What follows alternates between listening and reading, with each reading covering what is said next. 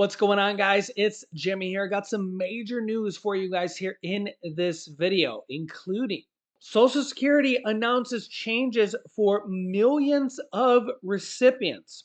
I will give you the details of that here in a moment, as well as nearly all of AT&T's cell phone customers' call and text records have been exposed in a massive breach. This is a lot of people. This is tens of millions of people. This is just the latest. It seems like every week or so, we're having another major data breach, which is exposing people's personal information. Here's the latest. Take a listen to this. The call and text message records from mid to late 2002 of tens of millions of people of AT&T cell phone customers and many non-AT&T customers. I assume that's the people texting them, texting to AT&T customers, I think, were exposed in a massive data breach the telecom customers revealed Friday. AT&T said the compromised data includes the telephone numbers of nearly all of its cellular customers and the customers of wireless providers that use its network between May 1st, 2022 and October 31st, 2022. This is a lot of people. The stolen logs also contain a record of every number AT&T customers called or text. Wow. Including customers of other wireless networks, the number of times they interacted, and call duration. Importantly, AT&T said the stolen data did not include the context of calls and text messages nor the times of the communication.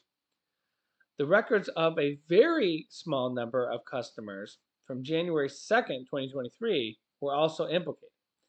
We have an ongoing investigation into the AT&T breach, and we're coordinating with our law enforcement partners, the AT&T said.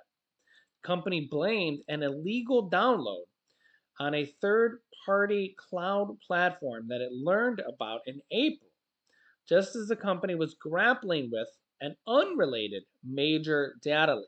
So, sounds like another one. AT&T says that the exposed data is not believed to be publicly available. So they says, and this goes with here another story that AT&T reportedly gave $370,000 to a hacker to delete its stolen customer data. This is, of course, if you actually can trust the hacker to delete the stolen data. And we've seen many times where the hackers don't delete the data and they go to demand more money again or sell it to other hackers. We've seen this many times. The story says that AT&T paid a hacker about $370,000 to delete customer data that was stolen from it as part of a hacking spree earlier this year. The hacker then provided a video to prove that they had deleted the data, which doesn't mean that they had another copy of it. AT&T reportedly negotiated through an intermediary called Reddington, acting on behalf of a member of the Shiny Hunters hacking group. The hacker originally asked for $1 million before AT&T talked them down on the amount, which it paid on May 17th in Bitcoin. Of course, we're just finding out about it now, and AT&T did not disclose this until we just found out about it. The outlet reports that Reddington, whom AT&T paid for his part in the negotiations, said he believes the only complete copy of the data had been deleted after AT&T paid the ransom, but that it's possible excerpts are still in the wild. Reddington also reportedly said he negotiated with several other companies for the hackers too. And this is where it gets scary.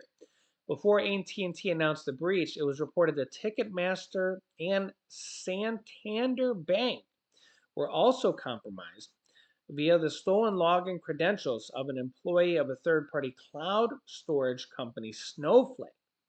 So you can see here, we're now starting to get into multiple other companies, including banks, Ticketmaster, and storage companies.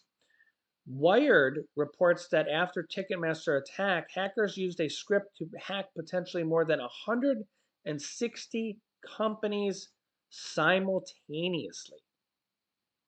Yikes. Which is why, if you're concerned about your identity theft, your data, and all of your personal information, you should check out Aura with the pinned comment link down below or the link in the description down below. Because if you're a part of my community, you can get a 14-day free trial to Aura with my link down below, and you can get identity theft protection, transaction monitoring, 24/7 based US based customer support, parental control, scam call protection, antivirus, a VPN, 3 bureau credit monitoring and credit lock, and up to $5 million in coverage to cover eligible losses and fees due to identity theft. And it can cover multiple of your devices, and they've been featured in many high profile magazines and places you've heard of, such as Bloomberg, Wall Street Journal, Forbes, Money, and Security.org. So if you want to protect your family's data, identity theft, and more, check out Aura down below with the link in the pinned comment or the description of this video. Next up, Social Security is announcing a major change for millions of recipients. Here is the details. The Social Security Administration has announced that online account users will be required to transition to a new login portal. Users of My Social Security who registered for an online account prior to September 18th, 2021 will need to transition to a login.gov account if they wish to continue accessing online services. Notice that login.gov is an actual website, okay? Login.gov, www.login.gov. Okay, so when you go to that, you go to www.login.gov. That's an official government website. It literally says that, official government website of the government. And it's literally .gov, login.gov. Accounts created before this time were able to log in directly on the government's agency website with a username and password, whereas accounts created afterwards, after September 18th, 2021, access services already through login.gov. A My Social Security account is not just for those who collect retirement benefits or welfare checks. Accounts can be used for a variety of services, including requesting a replacement Social Security card, managing your benefits, estimating future retirement accounts, and getting access to your Social Security statement. Login.gov is, quote, a secure sign-in service that can be used to sign in for services by participating government agencies.